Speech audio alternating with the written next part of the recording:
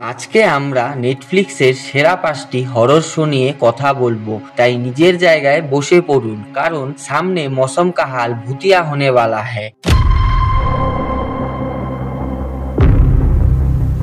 আজকের ভিডিওর number 5-এর show হলো মেরিন। এটা 2019-এর শো, যেখানে এক মেয়ের কাহিনী আমাদের দেখতে হয়, যার ছোটবেলার বন্ধু তার সামনে ফাঁসি দিয়ে মারা যায়। এই ঘটনার তদন্ত যখন মেয়েটি করতে তার গ্রামের বাড়ি যায়, তার সামনে বিভিন্ন ধরনের তথ্য বেরিয়ে আসে, যার ফলে তাকে যে ধরনের ভুতিয়া শক্তির সামনা করতে হয় সেটাই আমাদের গোটা শোতে দেখতে হয়। এখানে এক নতুন ধরনের হররের কনসেপ্ট দেখানো হয়েছে, যেখানে থাকা চরিত্র নিজের অভিনয়ের সাহায্যে শোকে আরো টান করে দেয়। যদি আপনি একে অন্য কোনো হরর মুভি বা সিরিজের সাথে তুলনা না করেন, এটা একটা ভালো হরর শো। তাই আপনি যদি ইউনিক হরর স্টোরি দেখতে ভালোবাসেন, তাহলে আপনি এই শোটি গিয়ে দেখতে পারেন, যার IMDb রেটিং 7.3।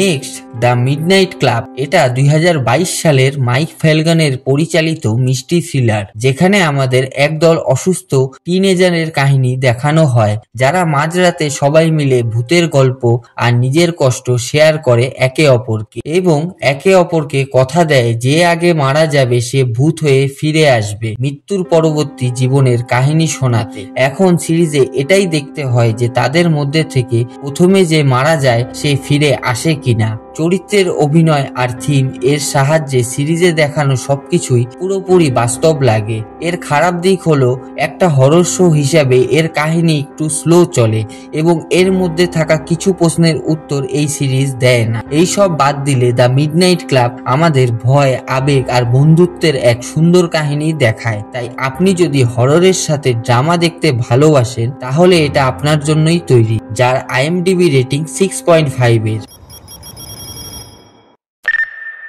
নেক্সট, 1899 বা 1899। এটা একটা জার্মান সাইফাই মিস্ট্রি সিরিজ। এখানে আমাদের বিভিন্ন ধরনের মানুষের জীবন কাহিনী দেখানো হয়, যারা একটা জাহাজে করে ইউরোপ থেকে আমেরিকার পথে যাত্রা করছে। যাত্রার পথে তারা সমুদ্রে এক হারিয়ে যাওয়া জাহাজ খুঁজে পায়, যার ফলে তারা সেই জাহাজে গিয়ে দেখে সেখানে শুধু একটাই মেয়ে জীবিত। এখন গোটা জাহাজ থেকে বাদবাকি লোকের রহস্যজনক ভাবে উধাও হওয়ার পিছনে কার হাত রয়েছে এবং কেন তারা নিখোঁজ হয়েছে আর কিভাবে, সেটাই আমাদের শোতে দেখতে হয়। এর ভিজুয়ালও খুব সুন্দর, যেখানে সমুদ্র আর জাহাজের পরিবেশকে সিনেম্যাটিক ভাবে তুলে ধরা হয়েছে। এর খারাপ দিক, এর মধ্যে থাকা অতিরিক্ত চরিত্র, যাদের ব্যাক স্টোরি ভালো করে দেখানো হয়নি এই সিরিজে। এছাড়া সিজন 2 ক্যান্সেল হওয়ার কারণে এর গল্প অসম্পূর্ণই থেকে যায় সিজন 1-এ। এইসব বাদ দিলে এটা একটা অসাধারণ রহস্যে ভরা মিস্ট্রি সিরিজ, যেখানে সায়েন্স ফিকশন আর পিরিয়ড ড্রামাকে মিশিয়ে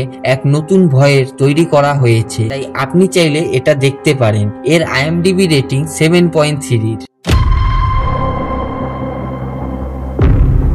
এর পরের শো হলো the haunting of Hill House, যেটাকে হলিউডের জনপ্রিয় ডাইরেক্টর মাইক ফেলগান বানিয়েছে 2018 সালে। তাই স্টোরি আর পারফেকশনের চিন্তা আপনি ভুলেই যান, কারণ মাইক ফেলগানের বানানো প্রতিটা সিরিজই নিজের মধ্যে এক একটা মাস্টারপিস। এই শোতে একদল ভাই বোনের গল্প দেখানো হয়, যারা নিজের ছোটবেলা একটা ভূতের বাড়িতে কাটানোর ফলে তারা সব সময় নিজেদের আশেপাশে ভূতের ছায়া দেখতে পারে। হঠাৎ করে এক ট্র্যাজেডি ঘটার কারণে তারা সবাই একজোট হয়, কারণ তারা জানে এই ট্র্যাজেডি ঘটার পিছনে তাদের পুরানো বাড়ির হাত রয়েছে। তাই তাদের সেই ভুতুরা বাড়িতে ঘটা ঘটনা আর তার প্রভাব আমাদের এক্সপিরিয়েন্স করতে হয় পুরো সিরিজে, যেটা দেখার সময় আপনি খুব ভালো মিস্ট্রি আর হরর দেখতে পাবেন, যেটা আপনাকে এক অন্যরকম ডার্ক থিম আর টান সিনেমাটোগ্রাফির সাথে পরিচয় করাবে, যেটা হয়তো আপনি এর আগে দেখেননি।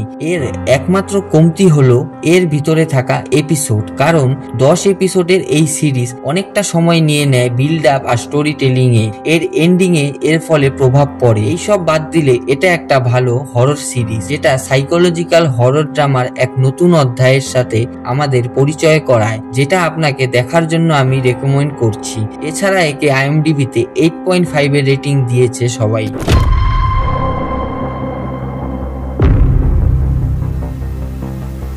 আমাদের এরপরের শো এর পরিচালকও মাইক ফেলগেন, যিনি 2020 সালে দ্য হান্টিং অফ ব্লাই ম্যানর তৈরি করে, যেটা সত্যি একটা অসাধারণ সিরিজ যেখানে আপনি একটা ফ্রেশ মিষ্টি থ্রিলার এক্সপিরিয়েন্স করতে পারবেন। গল্পে আমাদের এক ভুতিয়া বাড়ি দেখানো হয় যেটা আত্মাদের আবাস, যেখানে দুটো শিশু বসবাস করে। তাই তাদের যত্ন নেওয়ার জন্য এক মেয়ে সেই বাড়িতে কাজে আসে। মেয়েটি কিছুদিন কাজের পরই বুঝে যায় সেই বাড়িতে কিছুই স্বাভাবিক নেই, কারণ সে বাড়িতে বিভিন্ন ভৌতিক ছায়া আর বাচ্চাদের অস্বাভাবিক আচরণ দেখতে পায়। এখন কি হয় পরে তাদের সাথে, সে কি ধরনের ঘটনার শিকার হয়, এটাই গোটা শোতে দেখতে হয় আমাদের। তাই আপনি যদি নতুন গল্পের সাথে নতুন ভয়ের অনুভব নিতে চান তাহলে এটা দেখতে পারে। এর থিম, ব্যাকগ্রাউন্ড স্কোর, সিনেমাটোগ্রাফি সবই বেশ টান আর চমকদার। এছাড়া চরিত্রের অভিনয় শোকে বাস্তব রূপ দিয়েছে, যার IMDb রেটিং 7.4 এর।